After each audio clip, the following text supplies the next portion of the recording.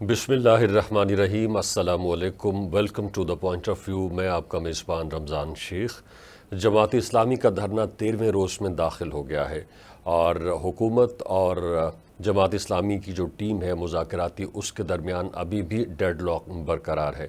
आज मुज़ाकरात का चौथा दौर होने का इम्कान है और लग ये रहा है कि आज रात कोई इसका नतीजा निकल आएगा, कोई ब्रेक थ्रू निकल आएगा। मगर ब्रेक थ्रू नहीं निकलता है तो उसके बाद क्या सूरत हाल होगी, इसके ऊपर बातचीत के लिए हमें ज्वाइन किया है ग़ुलाम अब्बास हरल साहब ने। ग़ुलाम अब्बास साहब, आपका बेहद शुक्रिया। दोनों तरफ से कोशिशें हो रही हैं कि किसी तरह से किसी ऐसे नुक्ते के ऊपर या किसी एक ऐसे एलामी के ऊपर वो पहुंच जाएं कि जिससे ये धरना ख़त्म हो जाए और हुकूमत के लिए जो दर्द-ए-सर ये धरना बनता जा रहा है उसका ख़ात्मा हो। मगर इसके बावजूद कोई ब्रेक थ्रू नहीं मिल रहा और हाफिज़ नईमुर रहमान साहब हैं जो अमीर हैं जमात इस्लामी के, उन्होंने कहा कि अगर आज ब्रेक थ्रू नहीं मिलता है और हुकूमत हमारे जो भी मुतालिबात हैं उनको नहीं मानती है तो फिर हम इस धरने का दायरा कार पूरे मुल्क के अंदर फैलाएंगे। लाहौर के अंदर धरना होगा, पेशावर के अंदर होगा, कराची के अंदर धरना होगा और इसके बाद फिर हम तमाम ताजरों से, तमाम कारोबारी हजरात से मुलाकात करेंगे और उस मुलाकात के नतीजे में ऐसा हो सकता है कि हम शटर डाउन हड़ताल करें। आप मीडिया को फॉलो कर रहे हैं, आप क्या समझते हैं कि किस बात के ऊपर इस वक्त डेडलॉक बना हुआ है? देखिए शेख साहब, मेरी नज़र में पहली दफ़ा जमात इस्लामी जो है वो एक सियासी जमात के तौर पे वो नज़र आ रही है। पहले हमेशा जो है जमात इस्लामी जो है एस्टेब्लिशमेंट की बी टीम के तौर पे उसने काम किया है और इसलिए जो है वो अपना कोई वोट बैंक नहीं बना सकी, कोई पार्लियामेंट में ऐसी कोई सीटें नहीं ले सकी। हालांकि बड़ी ये मुनज़्ज़म जमात है और इसके अंदर जमहूरियत है, ये कोई डिक्टेटरशिप नहीं है इसके अंदर कि एक फर्द वैद जो है या एक ख़ानदान जो है इस जमात को चलाता है। तो लेकिन चूँकि ये हमेशा जो इसने कंप्रोमाइज़ पॉलिटिक्स की, जिस वजह से ये कोई अवाम में इतनी जो इसको पजीराई नहीं मिली। लेकिन फर्स्ट टाइम जो इन्होंने अवाम की जो नब्ज़ है उस पर हाथ रखा है, क्योंकि इस वक्त जो है अवाम पहले ही जो है महंगाई की चक्की में फिस चुकी है, अवाम बेचारी मर चुकी है। तो इस वक्त जो है मैं तो समझता हूँ कि ये जो है इस वक्त बड़ा अच्छा मौका जो है, वक्त जो है वो चुना है जमात इस्लामी ने। बिल्कुल से ग़ुलाम अब्बास साहब, आपने एक बड़ा खूबसूरत नुक्ता उठाया है कि पहली बार देखा कि आपने जमात इस्लामी जो है इस वक्त अवामी एहतजाज कर रही है। पहले यानी इससे पहले उसका जो रोल होता था वो इस्टेब्लिशमेंट की बी टीम के तौर पर होता था। तो इसके पीछे क्या कारण हो सकता है, क्या वजह हो सकती है? क्या जो हाफिज़ नईमुर रहमान साहब हैं वो यानी उनके हवाले से एक राय है कि वो एहतजाजी तबीयत के मालिक हैं, तो ये उनका मिजाज है जो पार्टी की पॉलिसीज़ के अंदर झलक रहा है या फिर पार्टी ने अपनी सोच बदल ली है? देखिए, उन्होंने जब ये कराची में जमात इस्लामी के अमीर थे तो उस वक्त भी हाफिज़ नईम साहब ने, जब उन्होंने कहा कि ये जो सारी बलदियाती इलेक्शन में जो सारी सीटें हैं ये हमारी नहीं है, ये पीटीआई की सीटें हैं, तो मैं समझता हूँ कि उन्होंने उस वक्त भी एक सियासी और रवायती जो है बर्तरी हासिल की, ये बयान दे के बाकी जमातों पे, और एक असूल पसंद सियासतदान होने का उन्होंने सबूत दिया। तो अब जो है उनका इस जमात को लीड करना बतौर अमीर जो है, ये जमात इस्लामी जो है उसको एक नए रुख पे डाल दिया इसने। तो इससे जमात इस्लामी जो है उसकी सियासत जो है वो चमकेगी और उसका जो है पाकिस्तान में जो है मुस्तकबिल मुझे बेहतर होता नजर आ रहा है। हालांकि बाकी अगर आप देखें, चाहे ज़लज़ले का ज़दगान का मसला हो, चाहे सैलाब का मसला हो, वहाँ पे जमात इस्लामी ने जितना बढ़ चढ़ के बिल्कुल सही, बिल्कुल सही। ग़ुलाम अब्बास साहब, आपने अभी पीटीआई का जिक्र किया है, पीटीआई अपोजिशन में है, मगर आप देख रहे हैं कि पीटीआई इस वक्त अपने बचाव की सियासत कर रही है। जो आवाम के इश्यूज़ हैं उनके ऊपर उस वक्त उसका कोई ध्यान नहीं है, शायद उसके पास फुर्सत नहीं है, शायद उसकी प्रायोरिटीज़ नहीं है, शायद ये भी हो सकता है कि अभी वो अपने ही जो मुक़द्दमात हैं उनको ख़त्म करवाने के लिए वो तगोदो कर रही है। तो ऐसे में एक और सियासी जमात जो कि इस वक्त पार्लियामेंट के अंदर उस तरह से मौजूद भी नहीं है जिस तरह से कि पीटीआई या बाकी अपोजिशन की जमातें हैं, तो ये क्या ही अच्छा होता کہ پی ٹی آئی بطور اپوزیشن جماعت اس یعنی سب سے بڑے مسئلے کو ٹیک اپ کرتی اور آف کورس اس کا گراف اور بھی اوپر جاتا؟ دیکھیے اس وقت جو ہے اس میں کوئی شک نہیں ہے کہ پی ٹی آئی جو ہے ایک اپوزیشن جماعت ہے اور ایک بہت بڑی جماعت ہے اور مقبول جماعت ہے، لیکن ان کو ان کے ذاتی مقدمات میں، سیاسی مقدمات میں اس طرح الجھا دیا گیا ہے۔ ان کے جتنے بھی لیڈران ہیں وہ اس وقت قید میں ہیں، اور یا پھر ان کو تو ایون گورنر میٹنگ نہیں کرنے دی جا رہی، نہ ان کو کوئی جلسہ کرنے دیا جا رہا ہے، نہ ان کو کوئی احتجاج کرنے کی اجازت ہے۔ ان کے اوپر تو میں سمجھتا ہوں ایک جبر کا نظام جو ہے پی ٹی آئی کے اوپر اس وقت جو ہے وہ لاگو ہے، اور ان کو عوام کی جو آواز ہے وہ تو بعد میں بنے گے، لیکن اس وقت تو اپنے ذاتی مقدمات میں الجھے ہوئے ہیں۔ وہ جیل، ان کے لیڈران جتنے بھی عام رہنما ہیں وہ جیلوں میں ہیں۔ تو میں سمجھتا ہوں کہ یہ اس وقت بڑا عام موقع تھا جماعت اسلامی کے لیے، کیونکہ اس وقت اپوزیشن بالکل نہیں تھی، حکومت جو ہے بالکل سے غلام عباس صاحب پریس ریلیز جو ہے وہ جاری کی جا سکتی ہے، کوئی ایک ہفتے کے اندر ایک آدھ پریس کانفرنس کی جا سکتی ہے، میڈیا کے نمائندوں سے بات کی جا سکتی ہے، یعنی بہت سارے ایسے پلیٹ فارمز ہیں اور بہت ساری ایسی اپرچونٹیز ہیں جس کے اوپر آ کے پی ٹی آئی عوام کی نمائندگی کر سکتی ہے، مگر اس کی طرف سے جتنے بھی عوامی مسائل ہیں ان کے حوالے سے کبھی کوئی سٹیٹمنٹ سامنے نہیں آیا ہے۔ اب آپ دیکھیے اس وقت جتنے بھی یعنی ایشوز پارلیمنٹ کے اندر موجود ہیں، پارلیمنٹ کے باہر موجود ہیں، وہ پی ٹی آئی کے اپنے سروائیول کے لیے وہ جا رہی ہے، مگر وہ عوامی ایشوز کے اوپر بات نہیں کر رہی ہے۔ دیکھیے اس میں کوئی شک نہیں ہے، میری اپنی ذاتی رائے ہے، آپ اس سے اختلاف کر سکتے ہیں۔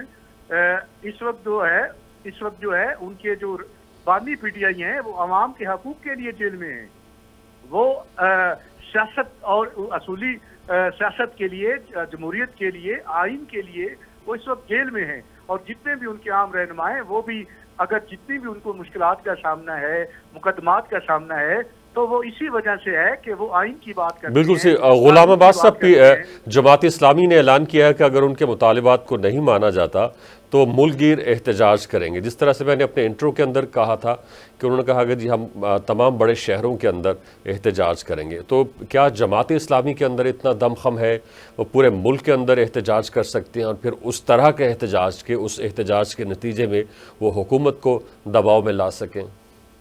دیکھیے اس وقت جو ہے عوام جو ہے اس کو آپ ایک بارود کا ڈھیر سمجھیں، ان کو صرف ایک چنگاری کی ضرورت ہے، اور وہ اگر کوئی بھی جماعت اس وقت جو ہے اگر عوام کے لیے، اور جتنی مہنگائی اور بے روزگاری اور جو اس وقت جو ہے ظلم اور فسقیت کا نظام جاری ہے، اس کو کوئی بھی رہنما مل جائے، اس وقت بدقسمتی ہے کہ پاکستان میں کوئی جو ہے وہ لیڈر نہیں ہے، اس میں لیڈرشپ کی کمی ہے۔ بالکل سی غلام عباس صاحب، اس وقت جو لوگ دھرنے میں موجود ہیں وہ خالصتاً جماعت اسلامی کے ہی کارکن ہیں، ان میں عام آدمی نہیں ہے، ان میں وہ لوگ نہیں ہیں جن کا تعلق دوسری سیاسی جماعتوں کے ساتھ ہے۔ تو ایک پارٹی نے اس مسئلے کو آن کیا، وہ اپنے ورکرز کو، اپنے سپورٹرز کو، اپنے کارکنوں کو لے کے وہاں پہ پہنچ گئی، تو جو دیگر یعنی سیاسی جماعتیں ہیں یا پھر عام لوگ ہیں وہ تو اس ایشو کو آن نہیں کر رہے ابھی تک۔ بالکل کوئی شک نہیں ہے۔ اس وقت مسئلہ یہ ہماری جتنی بھی سیاسی جماعتیں ہیں ان کا عوام کے ساتھ کوئی تعلق نہیں ہے، یہ صرف جب بھی آتے ہیں اقتدار کے لیے آتے ہیں، اور اگر اقتدار میں آ جائے تو اس وقت جو ہے اقتدار وہ سخت رہتی ہے، تو عوام کے جو بنیادی مسائل ہیں جو ان کی طرف جو ہے ان کا بالکل جو کنیکشن ہے وہ نہ ہونے کے برابر ہے۔ اس پاکستان میں جتنی بھی سیاسی جماعتیں ہیں وہ جو ہے عوام کی آواز بننے میں بری طرح ناکام رہی ہیں۔ اچھا یہ بتائیے کہ اگر یعنی جماعت اسلامی کے مطالبات حکومت نہیں مانتی ہے تو پھر کیا ہوگا؟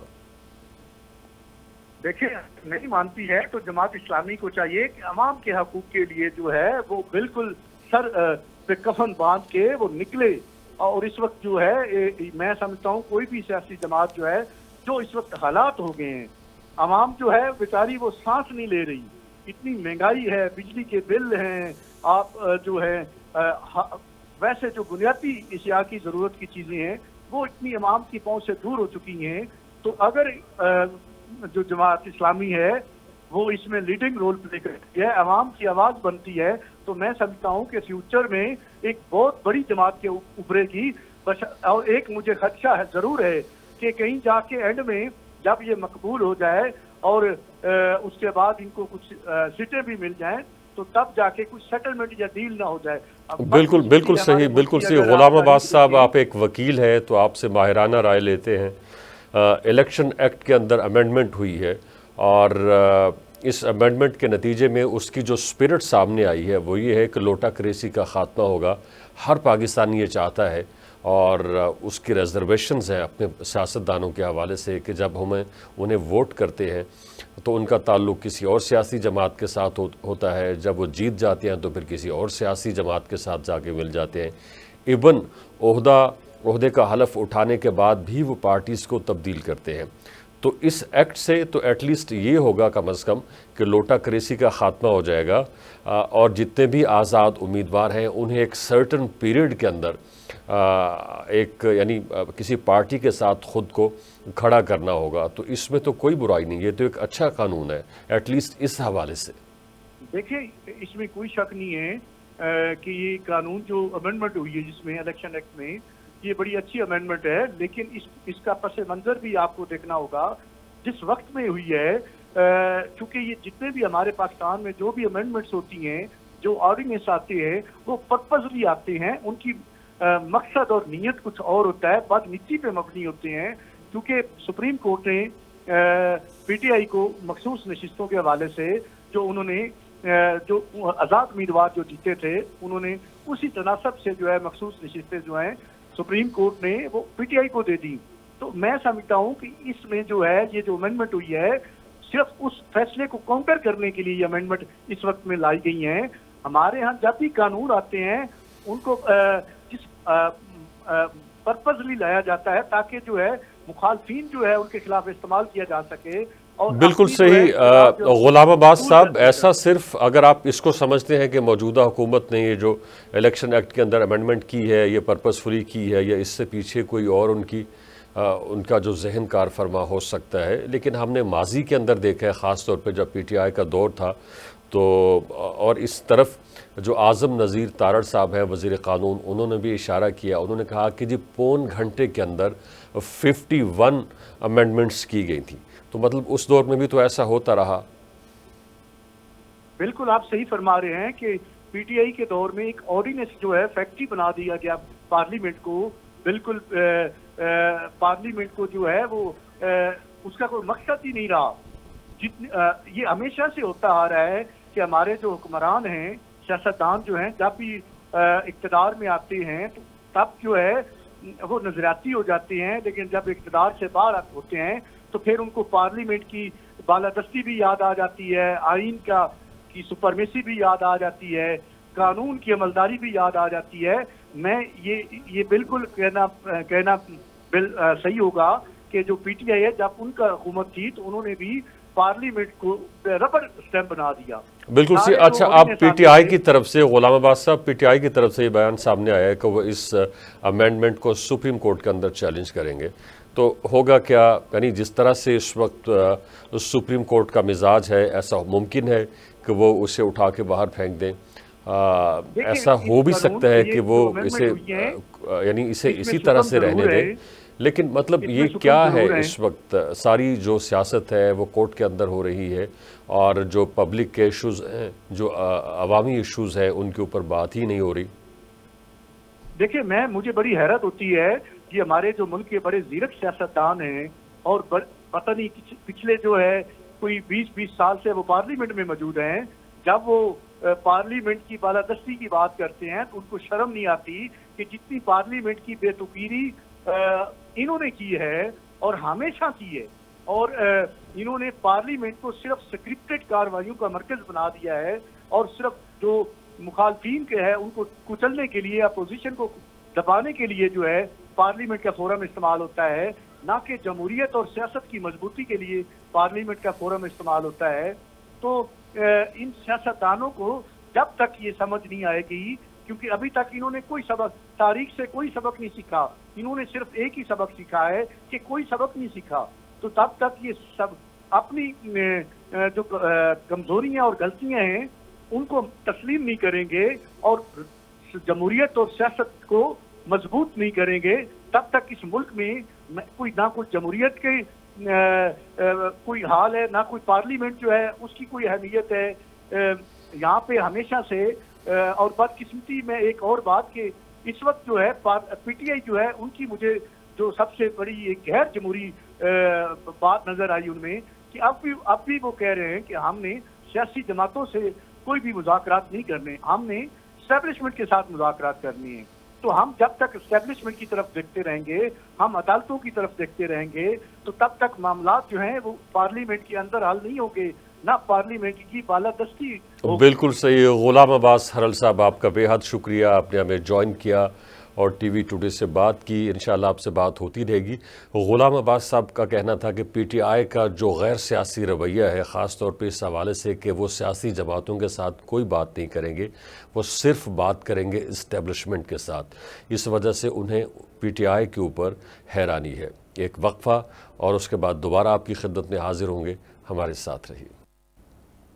جی ویلکم بیک۔ بنگلہ دیش کی صورتحال کے حوالے سے بات کرتے ہیں اور اس سلسلے میں ہمیں جوائن کیا ہے بریگیڈیئر ریٹائرڈ لیاقت طور صاحب نے۔ لیاقت طور صاحب، آپ کا بے حد شکریہ، آپ نے ہمیں جوائن کیا ہے۔ اور پاکستان کے اندر ایک سیاسی جماعت تھی جو کہ سری لنکا اور پھر بنگلہ دیش کے جو سیاسی حالات تھے اور وہاں پہ جو کنڈیشنز تھی ان کو آئیڈیالائز کرتی رہی، مگر ہوا کیا، سری لنکا کے اندر بھی آ کے فوج نے کو کر لیا، بنگلہ دیش کے اندر بھی اس وقت وہی صورتحال ہے۔ اگر یعنی اس کے بعد کوئی انٹرم سیٹ اپ یا پھر الیکشنز یا پھر کوئی نئی سیاسی جماعت اقتدار میں نہیں آتی ہے، تو ہماری جو سیاسی جماعتیں ہیں وہ دوسرے ملکوں کے اس طرح کے حالات کو کیوں آئیڈیالائز کرتی ہیں، جبکہ ہر ملک کی اپنی ڈائنامکس ہوتی ہیں، اپنی اس کی صورتحال ہوتی ہے، اپنے لوگوں کا مزاج ہوتا ہے، اپنی اکانومی ہوتی ہے اور پھر اپنی خاص طرح کی اسٹیبلٹی ہوتی ہے۔ دیکھیے، یہ تو سیاسی جو جماعتیں ہیں ان کی ناپختہ کاری ہے کہ وہ یہ سمجھتے ہیں کہ اس قسم کے حالات پیدا ہو جائیں گے تو اس میں ان کو اقتدار مل جائے گا اور وہ لمبے اقتدار میں آ جائیں گے۔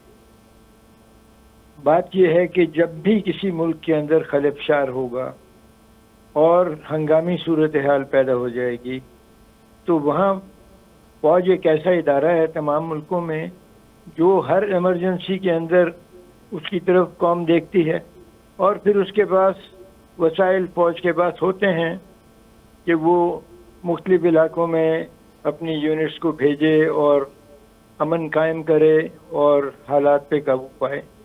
تو یہی بنگلہ دیش میں آپ کے سامنے ہو رہا ہے، یہی سری لنکا میں ہوا، یہی دوسرے ملکوں میں ہوتا رہا۔ ماشاء اللہ تو چائنا میں بھی لگا تھا، اور ہنگامی صورتحال میں فوج کو امریکہ میں بھی بلایا جاتا ہے۔ چند دن پہلے کوئی بہت بڑے وکیل صاحب ہیں، انہوں نے بہت زور سے بڑکیں ماری کہ جی امریکہ کے آئین میں فوج کی انٹرنل ڈپلائمنٹ منع ہے، ہو ہی نہیں سکتا۔ مجھے 45 سال ہو گئے ہیں یہاں رہتے ہوئے، میں نے کبھی فوج کو انٹرنل سچویشنز میں ایکٹ کرتے نہیں دیکھا۔ تو میں نے انہیں کہا کترینا میں جب سیلاب آیا تھا تو امریکن کور آف انجینئرز کو بلایا تھا، اسی طرح 82nd ایئر بورن ڈویژن جو ان کی پیراشوٹ والی ڈویژن ہے اس کو ڈپلوائے کیا گیا تھا ہیوسٹن میں اور نیو اورلینز میں۔ تو پھر کھسیانے ہو گئے، اچھا ہاں وہ آپ ٹھیک کہتے ہیں، مجھے خیال نہیں رہا تھا۔ تو ہم لوگ سیاسی طور پہ ابھی تک ناپختہ کار ہیں، تدبر کا وہ لیول نہیں ہے جو منجھے ہوئے سیاستدانوں میں ہوتا ہے۔ افسوس سے کہنا پڑتا ہے کہ ہمارے ہاں سیاستدانوں نے شروع سے ہی اقتدار کی ہوس میں قانون کو توڑنا مروڑنا شروع کر دیا تھا۔ بالکل صحیح، بالکل صحیح۔ یہ کچھ عرصہ پہلے شیخ مجیب الرحمان کو بڑا آئیڈیالائز کیا جاتا رہا کہ جی جو ان کے ساتھ ہوا وہ میرے ساتھ ہونے جا رہا ہے، ایک طرح کے حالات ہیں اور ہم ایک ہی طرح کے یعنی تاریخ کے دوراہے پر کھڑے ہیں، مگر ہم نے دیکھا کہ وہاں تو اس کے بت گرائے جا رہے ہیں اور اس کی بیٹی کو اس وقت انڈیا میں بھاگ کے پناہ لینا پڑ گئی ہے۔ تو آپ مطلب جو نیریٹو آپ بلڈ کرتے ہیں تو اس کا مطلب یہ ہے کہ آپ سوچ سمجھ کے بلڈ نہیں کرتے، آپ صرف مخصوص حلقوں کو یا کچھ اداروں کو ٹارگٹ کرنا چاہتے ہیں، ان پہ تانہ زنی کرنا چاہتے ہیں، انہیں تکلیف پہنچانا چاہتے ہیں۔ جی، اس عمل کو DGISPR نے ڈیجیٹل دہشت گردی کہا کہ لوگوں کے ذہن کو پراگندہ کرنا، متنفر کرنا اپنی ہی فوج سے، اپنے ملک کے اداروں سے، اپنے ملک کے بارے میں مایوسی پھیلانا، اور پھر سوچنا کہ اس مایوسی کے ذریعے کوئی ایسی تبدیلی آئے گی کہ انہیں اقتدار مل جائے گا۔ یہ اقتدار کی ہوس ہے۔ مجیب کو بھی اقتدار کی ہوس تھی نا، اس نے سازش کی۔ اب تو ان کے مانتے ہیں، وہ ڈپٹی اسپیکر شوکت صاحب نے سب کچھ کہہ دیا کہ ہاں میں ساتھ گیا تھا اگرتلہ، اور اگرتلہ 65 کی جنگ سے پہلے گئے تھے ہم اگرتلہ میں، اور اگرتلہ میں انڈین انٹیلیجنس سے ہماری بات ہوئی اور انہوں نے کہا کہ ہم ہتھیار بھی دیں گے، ہم ٹریننگ بھی دیں گے، اور ضرورت پڑی تو تمہارے حق میں ہم فوج بھی داخل کر دیں گے مشرقی پاکستان کے اندر۔ یہ باتیں 1965 کے جنگ سے پہلے کی باتیں ہیں۔ تو ایک غدار کو اقتدار مل گیا بیرونی مربیوں کی حمایت کی وجہ سے اور ان کی پشت پناہی کی وجہ سے۔ شیخ مجیب کو اقتدار بھارت نے لے کے دیا، اور بھارت نے ہی اس کی بیٹی کو بھی پذیرائی دی اور اس کو ایک لمبے عرصے کے لیے وزیر اعظم رکھا۔ لیکن میں کہتا ہوں کہ حسینہ واجد کی یہ خام خیالی تھی کہ وہ تمام عمر کے لیے اور آنے والے وقتوں کے لیے اس کا خاندان جو ہے وہ بنگلہ دیش پر حکومت کرے گا، سراج الدولہ کی طرح یا رابرٹ کلائیو کی طرح یا وارن ہیسٹنگز کی طرح۔ تو ایک لیول ہوتا ہے، اگر اس میں سمجھ ہوتی تو وہ اپنے 10 سال پورے کر کے وہ عزت اور وقار کے ساتھ چلی جاتی، تو یہ اس کا حشر نہ ہوتا جو اب ہوا۔ یہ حشر اس لیے ہوا کہ اس کو اقتدار کی ہوس اس قدر زیادہ تھی کہ وہ جانتے بوجھتے ہوئے کہ لوگ اب اس سے اکتا گئے ہیں، وہ اقتدار سے چمٹی ہوئی تھی۔ تو اور اوپر سے اس نے بہت ظلم کیا، 80 سال کے لوگوں کو پھانسیاں دیں صرف اس بنا پر کہ وہ اس وقت جو ان کا ملک تھا اس کے وفادار تھے، بجائے ان کی قدر کرنے کے ان کو پھانسیاں دی گئیں۔ اور یہاں بھی لوگ سمجھتے ہیں کہ وہ اس قسم کا اقتدار حاصل کر لیں گے اور پھر لمبے عرصے کے لیے اقتدار میں رہیں گے۔ یہ جو اس وقت بنگلہ دیش کا چیف ہے جنرل وقار الزمان، اس کو پروموٹ بھی حسینہ واجد نہیں کیا، اور اس کے ساتھ تھوڑی رشتہ داری بھی ہے۔ امید یہ تھی کہ یہ اس قسم کے کام ہمارے خلاف سفارہ نہیں ہوگا، لیکن میں آپ کو یہ بتا دوں کہ فوج ہمیشہ ملک کی وفادار ہوتی ہے۔ بالکل سے لیاقت طور صاحب، یہ بھارت کے لیے کتنا بڑا دھچکا ہے۔ ظاہر ہے کہ حسینہ واجد 2009 سے براجمان تھی اور آگے ان کا مزید خواب تھا، مزید خواہش تھی کہ وہ لامحدود وقت تک بنگلہ دیش کی حکمران رہیں۔ ظاہر ہے کہ اب وہ نہیں رہی، انڈیا کے اندر اس وقت وہ موجود ہے، اور اپنا انڈیا جو ہے اس کا ظاہر ہے اس کا جو وہاں پہ ایجنڈا تھا اور اس خطے کے اندر اس کا جو بھی رول تھا، جو بھی کردار تھا، جو بھی سوچ تھی، اس کو فی الحال تو ایک بریک لگی ہے۔ اور ہم نے ماضی میں دیکھا ہے کہ کس طرح سے مودی وہاں جا کے علل اعلان اس بات کو تسلیم کیا کرتے تھے کہ وہ پاکستان کو نقصان پہنچاتے رہے ہیں، پاکستان کو دو لخت کیا، پاکستان کی فوج کو نقصان پہنچایا۔ دیکھیے، یہ تو تاریخ کی طرف سے، حالات کی طرف سے بھارت کے لیے بہت بڑی شرمندگی ہے، کیونکہ جس کو انہوں نے پٹھو بنا کے وہاں پر مسلط رکھا بنگلہ دیش کے عوام پر، اور وہ اس شخص کی بیٹی ہے جس نے پاکستان توڑنے میں غداری کی، سازش کی۔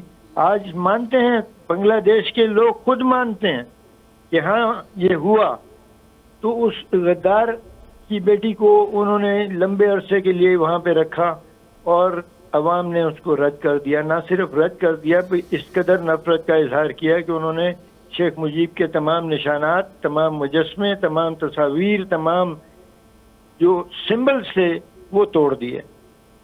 اور یہ بھارت کے لیے بہت بڑا فیلئر ہے۔ وہ انہوں نے تو بہت دعوے سے کہا تھا کہ ہم نے نظریہ پاکستان اور دو قومی نظریہ کو خلیج بنگال میں ڈبو دیا۔ آج پوچھیں خلیج بنگال میں جا کے کہ لہریں کیا کہہ رہی ہیں، اور وہاں کس کے نام کے اوپر سمندر کے اندر مد و جزر ہے؟ پاکستان کے نام پر ہے، اسلام کے نام پر۔ بالکل، ایک چھوٹی سی بات ایڈ کر دوں میں، یعنی اس وقت بہت ساری ایسی ویڈیوز وائرل ہیں جن میں بہت سارے لوگ، طالب علم اور ہر عمر کے افراد، وہ ایک دوسرے کو یعنی یہ کہتے نظر آتے ہیں کہ تو کون میں کون، تو پھر آگے کہتے ہیں کہ جی رضاکار رضاکار۔ تو بڑا میوزک ہے اس کے اندر، بڑی میلڈی ہے اور بڑا رومانٹسزم۔ تو وہ بنگال کے شہری تھے جنہوں نے پاکستان فوج کا ساتھ دیا تھا۔ ان کو उस वक्त भी चुन चुन कर मारा गया। पाकिस्तान फौज के जो लोग उनके बस में आ गए उनको भी उन्होंने चुन चुन के कत्ल किया, अजियतें दे के। जसोर की पूरी छावनी को, वहाँ पर जो फैमिलीज थी उनको भी नहीं छोड़ा। और जियाउर रहमान साहब जो थे उन्होंने तो अपने कमांडिंग ऑफिसर को कुर्सी में उठा के गोली मार दी थी, उस कमांडिंग ऑफिसर को जो उनको अपने बेटे की तरह ट्रीट करता था। तो जब जज्बात का आलम हो और गद्दारी की हवा चल रही हो तो फिर बहुत बहुत बड़े काम कर बैठते हैं लोग। लेकिन अब शर्मसारी है, अब अफसोस है कि किन को हमने अपने ऊपर मुसल्लत कर लिया। और फिर सबसे बड़ी शर्मिंदगी ये है कि भारत जो है वो मुरब्बी है, उसकी पिट्ठू जो है वो हुकूमत कर रही है। ये बड़ा फैक्टर था स्टूडेंट्स में, ये एहसास था कि हम पर भारत का कब्जा है, भारत की पिट्ठू हम पर हुकूमत कर रही है। उस पिट्ठू को उन्होंने उखाड़ फेंका और पिट्ठू ने अपने पिट्ठू होने का सबूत ये दिया कि भारत में पनाह ली। और सुना है कि पहली लैंडिंग उसी अगरतला में हुई। क्या तारीख की सितम ज़रीफ़ी आप कह लें या तारीख का एक अजीब ऐसा मोड़ है, इबरतनाक मोड़ है कि हसीना वाजिद को भी अगरतला भी जाना पड़ा। और 2-3 और उनके वज़रा भी जो हैं, जो मिल नहीं रहे, वो भी भाग चुके हैं और भारत में ही पनाह ले रहे हैं, वो भी अगरतला के निवाह में हैं। तो ये देखिए, ये एक बड़ी, मेरा ख्याल है कि कुदरत की तरफ से इबरत का निशान बन गया है। शेख मुजीब का ख़ानदान पहले ही इनके साथ हुआ, अब फिर हो गया। तो बिल्कुल सही, बिल्कुल सही। पाकिस्तान नहीं डूबा। इस वक्त भारत की साजिशों का जो नजरिया है पाकिस्तान के खिलाफ नफरत का, वो नजरिया डूबा है और उसको बंगालियों ने डुबोया है। ये बहुत अच्छी बात है। बिल्कुल सही। अच्छा, कुछ लोग ऐसे हैं जिनका ताल्लुक एक ख़ास सियासी जमात के साथ है, वो कुछ पैरेलल्स ड्रॉ कर रहे हैं पाकिस्तान और बांग्लादेश के हवाले से। मसलन वो ये कहते हैं कि जी वहाँ भी जिस तरह के पाकिस्तान के अंदर हालात हैं उसी तरह के वहाँ हालात थे, ख़ास तौर पर लोगों की आवाज़ को दबाया जा रहा था। आप क्या समझते हैं कि इस वक्त जो डिजिटल मीडिया है या सोशल मीडिया है, जितने भी लोग इस वक्त वहाँ मौजूद हैं जिनका ताल्लुक मुख्तलिफ़ सियासी जमातों के साथ है, तो क्या उनके ऊपर उस तरह से कदगन है जिस तरह से कि बांग्लादेश के अंदर थी? हमें तो ये लगता है एक यानी सारिफ के तौर पर कि आप कुछ भी लिख दें, कुछ भी बोल दें, आपको कोई पूछता नहीं है, चाहे उसका ताल्लुक पाकिस्तान की असास के साथ ही क्यों ना हो। ये बात यह है कि यहाँ पर पाकिस्तान का कानून कुछ नरम है, हमें कवानीन बदलने होंगे। अभी एक पेशरफ्त हुई है पार्लियामेंट के अंदर, हमें डिजिटल दहशत गर्दी के खिलाफ मुअस्सर कवानीन बनाने होंगे। तो बाकी जहाँ तक बात है बांग्लादेश और पाकिस्तान के मुआवजे की, तो यहाँ तो आपको देखिए कि अवाम जो है वो नहीं निकले।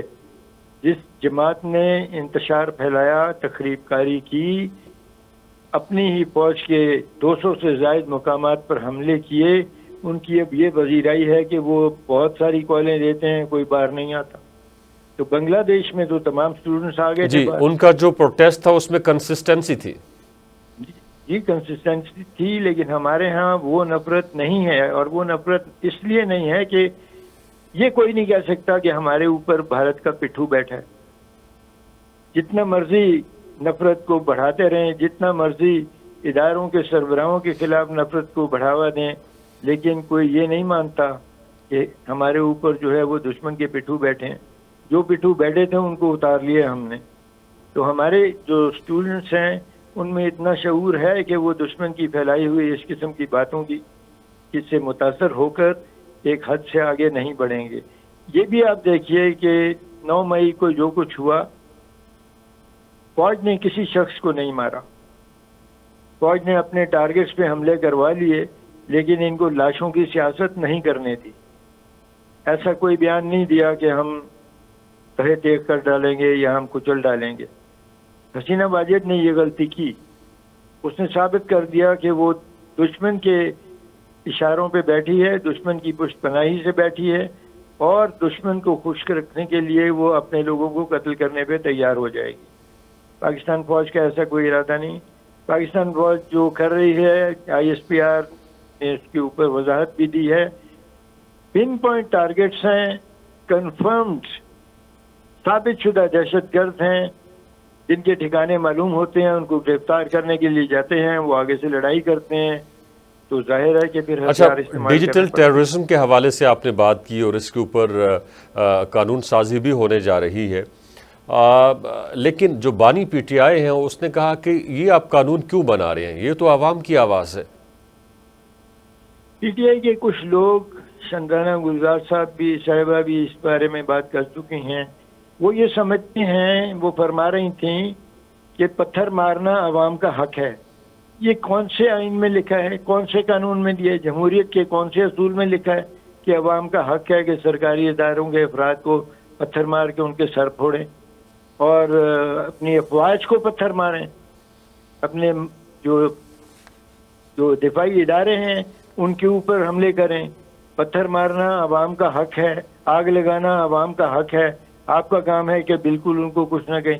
یہ کون سے اصول ہیں، کہاں کی جمہوریت ہے، کس ملک میں یہ چل رہا ہے کہ آپ پتھر مار سکتے ہیں؟ ابھی برطانیہ میں پرسوں ہوئے نا، انہوں نے 90 بندوں کو سزا دے دی ہے 24 گھنٹے کے اندر اندر، اور میجسٹریٹ بٹھا دیے ہیں، اور 2000 کے قریب ارسٹڈ ہو جائیں گے، اور ویڈیو ایویڈنس کے اوپر سزا ہوئی ہے، video evidence and police statement. ہمارے ہاں مصیبت یہ ہے کہ ویڈیو ایویڈنس بڑی مشکل سے منوایا گیا، اس کے اوپر شرط لگا دی کہ جی جو ملزم ہے اس کی مرضی سے ویڈیو بننی چاہیے۔ مرضی سے کیسے بنے گی؟ ایک چور ہے، وہ گھر کے اندر داخل ہوتا ہے، اس کے سیکیورٹی کیمرہ سے ویڈیو اس کی بنتی ہے، وہ ویڈیو ایویڈنس کے طور پہ قابل قبول ہونی چاہیے۔ ہم نے اس کے اندر یہ شرط گھسا دی کہ جی اس کی مرضی سے وہ ویڈیو بنے۔ آپ ویڈیو ایویڈنس قبول نہیں کرتے، آپ پولیس کی سٹیٹمنٹ کو قبول نہیں کرتے، آپ کہتے ہیں پولیس کی سٹیٹمنٹ انریلائبل ہے۔ جس نے یہ قانون بنا کر آپ کو دیا اور پھر واپس انگلستان چلا گیا، اس نے اپنے ملک میں تو پولیس کی سٹیٹمنٹ کو کنکلوسیو ایویڈنس رکھا ہوا ہے، وہ تو پولیس سٹیٹمنٹ دے دے آپ کے خلاف، آپ کو اسی وقت سزا ہو جائے گی، کسی اور گواہیوں کی ضرورت زیادہ نہیں رہے گی۔ تو اپنا ان کا قانون، امریکہ، برطانیہ، تمام یورپ کا قانون یہی ہے۔ ہم نے اپنے قانون میں لکھا ہوا ہے کہ پولیس کی وہ انریلائبل سٹیٹمنٹ ہے۔ پوری دنیا اپنی پولیس کو بہت ذمہ دار سمجھتی ہے، آپ بڑی محنت سے ان کو سلیکٹ کرتے ہیں، ٹرین کرتے ہیں، ان کو خاص تربیت دیتے ہیں، وہ ذمہ دار شہری ہوتا ہے، اور عام لوگوں سے اس کی ذمہ دارانہ حیثیت زیادہ ہے۔ اس کی گواہی کو کہنا کہ یہ انریلائبل ہے، انٹرسٹڈ پارٹی ہے۔ ہمیں یہ قانون بدلنا ہوگا۔ اس قانون کی وجہ سے ہمارے ہاں ملزم جو ہے وہ دندناتے پھرتے ہیں، پہلی پیشی پہ باہر آ جاتے ہیں، قیامت ڈھا کے بھی پہلی پیشی کے اوپر باہر آ جاتے ہیں۔ بالکل صحیح۔ اچھا، یہ ایک خاص جماعت کا کیا رویہ ہے؟ وہ اس کو اپنی سیاسی چال سمجھتی ہے، اور اس چال کے نتیجے میں وہ مختلف اداروں کو ایک دوسرے کے آمنے سامنے کر دیتی ہے۔ اس وقت پاکستان کی جو پولیٹیکل سچویشن ہے، پارلیمنٹ، عدلیہ اسٹیبلشمنٹ عدلیہ، مطلب اس وقت آپ دیکھیں کہ تمام ادارے ایک دوسرے کے سامنے لا کھڑے کیے ہیں، اور اس میں سے ظاہر ہے کہ پھر اپنے وہ مفادات نکالتے ہیں کہ چلو یہ آپس میں لڑتے رہیں، اس میں اپنا ان کا بھلا ہوتا رہتا ہے۔ بالکل، آپ نے بہت ہی اہم مسئلے کی نشاندہی کر دی۔ یہ دیکھیے کہ ریاست کے جو ستون ہیں، ہم مقننہ، عدلیہ اور انتظامیہ، اور پھر 14 ستون آپ کا ہے صحافت والوں کا، اگر ان ستونوں میں ہم آہنگی نہیں ہوگی تو آپ کی چھت غیر مستحکم رہے گی۔ سیاسی استحکام تبھی آئے گا جب ان اداروں کے اندر تعاون اور ہم آہنگی کی فضا ہوگی۔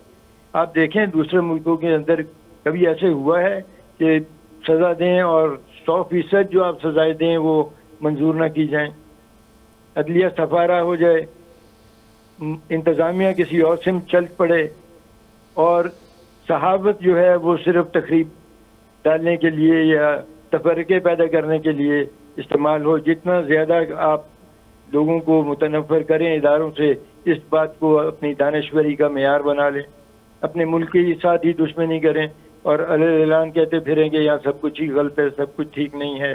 اور ایسی جو صورتحال ہے وہ نفاق کی صورتحال ہے۔ ملک جو ہیں، قومیں جو ہیں، وہ اتحاد سے کامیاب ہوتی ہیں۔ قائد اعظم نے بھی اتحاد کا درس دیا تھا، ڈسپلن کا درس دیا تھا، اور ایمان کا درس دیا تھا۔ ہم نے تو ڈسپلن کو اٹھا کے گلی سے باہر پھینک دیا، اپنی کھڑکی سے باہر پھینک دیا. ڈسپلن ہمارے ہاں سوسائٹی میں ہے ہی نہیں. آپ ٹریفک کو اپنے دیکھ لیں جا کے، آپ لوگوں کو جو کچھ 9 مئی کو ہوا اس کو آپ دیکھ لیں. آخر ڈسپلن نہیں ہے تو یہ سب کچھ ہوا نا. میں چائنا کی مثال دیتا ہوں. 1989 میں تیانانمن اسکوائر میں جو مظاہرے ہوئے اور جو دھرنا دیا گیا، وہ ایک پروفیسر فانگ صاحب تھے، وہ بھی ہارورڈ کے پڑھے ہوئے تھے. بالکل کہ صحیح. ہارورڈ سے پڑھ کے آتے ہیں اور پھر یہاں ہمیں جمہوریت کے نئے نئے طریقے سکھاتے ہیں. اس نے وہ ہنگامہ کروایا اور وہ سازش سے جو اسٹوڈنٹس کو کلاشنکوفیں دی گئیں اور 5 لاکھ اسٹوڈنٹس نے تیانانمن اسکوائر میں دھرنا دیا. اور چائنا نے کیا کیا اس کے ساتھ؟ گوگل پہ پڑھ لیں، کسی اور سرچ انجن پہ پڑھ لیں، اور پوری دنیا نے شور مچا دیا. لیکن 1989 اور آج 35 سال ہوئے ہیں جو چائنا نے عقل تنگ کر دینے والی ترقی کی ہے، وہ انہی 35 سالوں بالکل میں سے. کی. لیاقت صاحب، اس آخری سوال یہ ہے جی کہ کیا پاکستان کو اس وقت کوئی اپنی جو سفارتکاری ہے اس کے اندر کوئی خاص یعنی موو لانے کی ضرورت ہے بنگلہ دیش کے حوالے سے، تاکہ پاکستان اپنا رول ادا کر سکے اور وہاں پہ کوئی ایسی حکومت بن پائے جو کہ پاکستان فرینڈلی ہو؟ کیونکہ ہم نے دیکھا ہے کہ پچھلے 10 12 15 سال سے پاکستان کے بنگلہ دیش کے ساتھ تعلقات بالکل بھی اچھے نہیں تھے. دونوں ملکوں کے جو لیڈرز تھے ایک دوسرے کو وزٹ نہیں کر پا رہے تھے، کسی حوالے سے کوئی لین دین نہیں تھا، کوئی تجارت نہیں تھی. جی بالکل صحیح کہا آپ نے. سفارتکاری جو ہے وہ ہونی چاہیے ہماری طرف سے، بڑی مثبت قسم کی، اور بنگلہ دیش کا اس مشکل کے اندر ان کا ساتھ بھی دینا چاہیے. حتی الوسع جو امداد ہو پاکستان کو کرنی چاہیے، اور ان کی طرف دوستی کا ہاتھ بڑھانا چاہیے. وہ تو ہیں ہی ہم سے، وہ تو ہمارے ہی لوگ تھے. حقیقت تو یہ ہے کہ پاکستان ان کے ووٹ سے زیادہ بنا تھا، ان کے ووٹ زیادہ تھے. بعد میں جو کچھ ہوا وہ نہیں ہونا چاہیے تھا. اس میں ہمارے سیاستدانوں کی بھی غلطیاں ہیں، افواج کی بھی غلطیاں ہیں. وہ نہیں ہونا چاہیے تھا. اور وہ افسوسناک حادثہ تھا جو 71 میں ہوا. اگر 1969 میں ہمارے سیاستدان ایوب خان اور یحییٰ خان پہ زور دے کر شیخ مجیب کو نہ چھڑواتے، اور اگرتلہ کا غداری کا جو کیس تھا وہ اپنے منطقی انجام تک پہنچ جاتا، تو 71 کا سانحہ نہ ہوتا. بالکل صحیح. لیاقت طور ڈھاکہ صاحب، اسی لیے ہوا کہ جی ہم غداروں کو ان کی غداری کی سزا نہ دے سکے. بالکل آپ صحیح. دیکھیے دنیا نے بہت سخت سزائیں دی ہیں. انگلستان کی تاریخ میں تو ہنگ، ڈرون اینڈ کوارٹرڈ کی سزا ہے. قبروں سے نکال کے لوگوں کو ٹانگا گیا. بالکل صحیح. لیاقت طور صاحب، آپ کا بے حد شکریہ. ہمارا وقت ختم ہو چاہتا ہے، اور کیا اچھی بات کہی کہ اگر تلا سازش کے کرداروں کو کیفر کردار تک پہنچایا جاتا تو پاکستان ٹوٹنے کا سانحہ نہ ہوتا. اور پھر یہ بھی کہا کہ پاکستان کو بنگلہ دیش کے ساتھ دوستی کا ہاتھ بڑھانا چاہیے، اور یہ مناسب وقت ہے کہ پاکستان بنگلہ دیش کے ساتھ دوستی کرے. وہ ہمارے ہی اپنے لوگ ہیں. یہ تھا ہماری طرف سے ہمارا پوائنٹ آف ویو. اپنے پوائنٹ آف ویو سے آگاہ کرنے کے لیے وزٹ کیجیے ہماری ویب سائٹ TV Today. دیکھنے کا بے حد شکریہ.